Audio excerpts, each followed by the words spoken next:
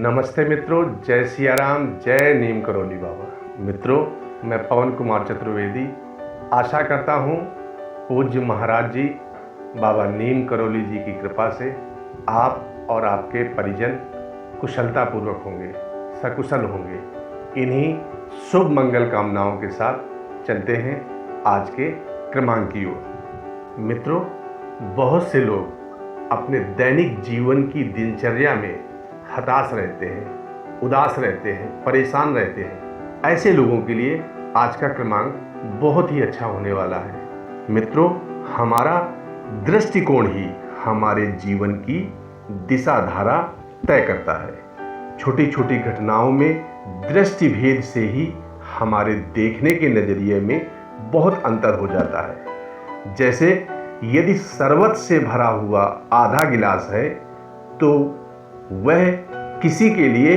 आधा खाली है, जबकि किसी और के लिए वह आधा गिलास भरा हुआ है। जिसे वह शरबत नहीं चाहिए उसके लिए वह आधा भरा हुआ है, और जिसे उस शरबत की प्यास है उसके लिए वह गिलास आधा खाली है, पूरा भरा हुआ नहीं है। गिलास को आधा भरा हुआ कहो या आधा खाली, दोनों का मतलब एक ही है, लेकिन इसमें दृष्टिकोण का फर्क है और हमारी इच्छाओं का भी।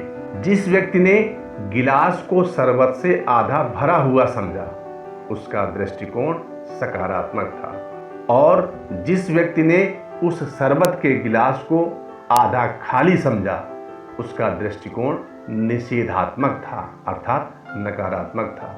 यानी निषेधात्मक अर्थात नकारात्मक दृष्टिकोण वाले व्यक्ति का ध्यान अभाव की ओर रहता है, जबकि सकारात्मक दृष्टिकोण वाले व्यक्ति का ध्यान भाव की ओर रहता है। हर व्यक्ति में गुण और अवगुण दोनों होते हैं, लेकिन यदि हमारा चिंतन गुणों की ओर केंद्रित रहे तो उसके फायदे के रूप में हमें शांति व प्रसन्नता का अनुभव होता है। इसके ठीक विपरीत निराशावादी और अवगुणवादी मनुष्य अपने चारों ओर अभावों और दोषों के दर्शन करते रहते हैं, जिसके कारण वे अपने जीवन में शांति और प्रसन्नता का अनुभव कर ही नहीं पाते हैं। जो व्यक्ति अभाव को भाव, विषाद को हर्ष तथा दुख को सुख में बदलने की कला जानता है, उसी व्यक्ति का जीवन सार्थक एवं सफल है। मित्रों, एक दुखी मनुष्य अपनी कल्पनाओं के सहारे छोटे से दुख को भी बहुत बड़ा रूप दे देता है। वह स्वयं को संसार का सबसे दुखी और अभागा व्यक्ति समझने लगता है, पर यह सब मात्र भ्रम होता है। सच्चाई यह है कि उससे भी अधिक दुखी और समस्याग्रस्त लोगों से यह संसार भरा हुआ है।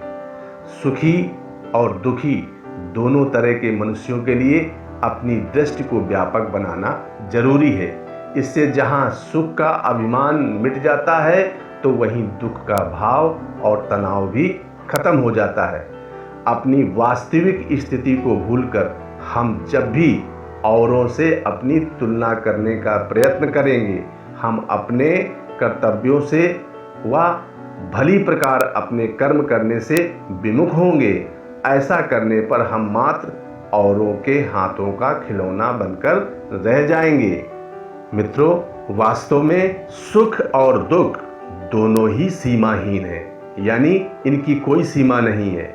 ऐसी स्थिति में यदि हम स्वयं को घोर दुखी और अभागा समझने लगे तो हमें इसके लिए नए नए कारण मिलते ही चले जाते हैं। जैसे रोगी मनुष्य रोग से भी अधिक उसकी कल्पना व चिंता के भार से रोगी होता है, उसी प्रकार दुखी व्यक्ति उलझनों और समस्याओं की पुनः पुनः स्मृति से अर्थात बार बार याद से और अधिक दुखी होता है।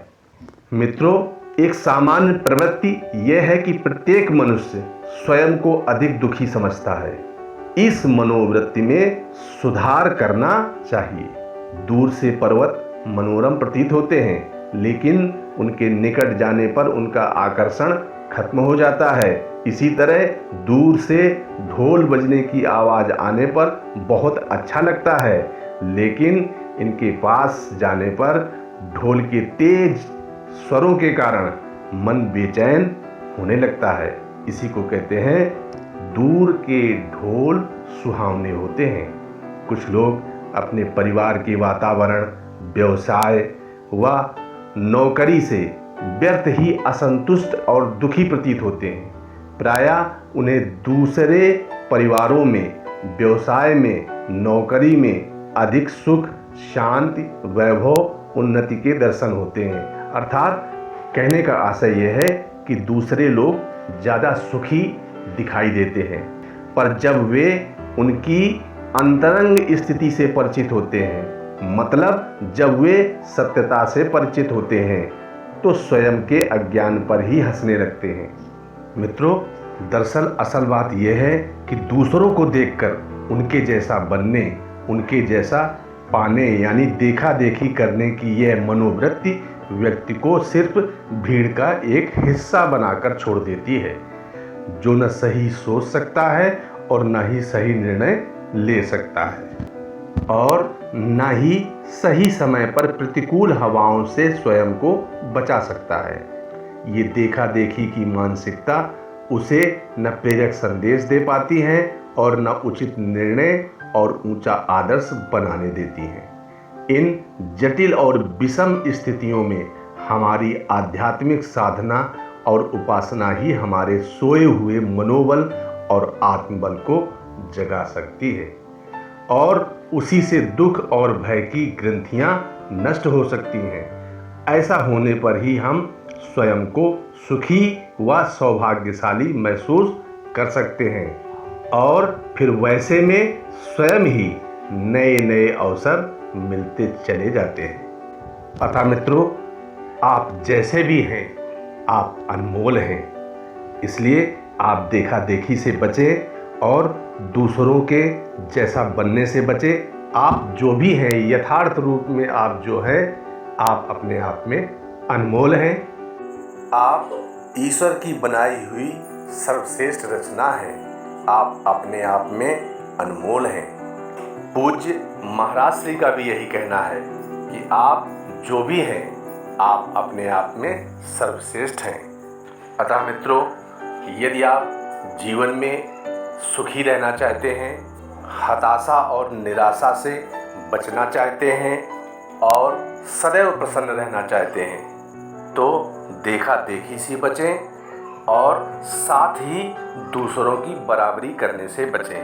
आपके पास जो कुछ भी है, भगवान ने जो कुछ भी आपको दिया है, उसमें ही प्रसन्नता की अनुभूति करें।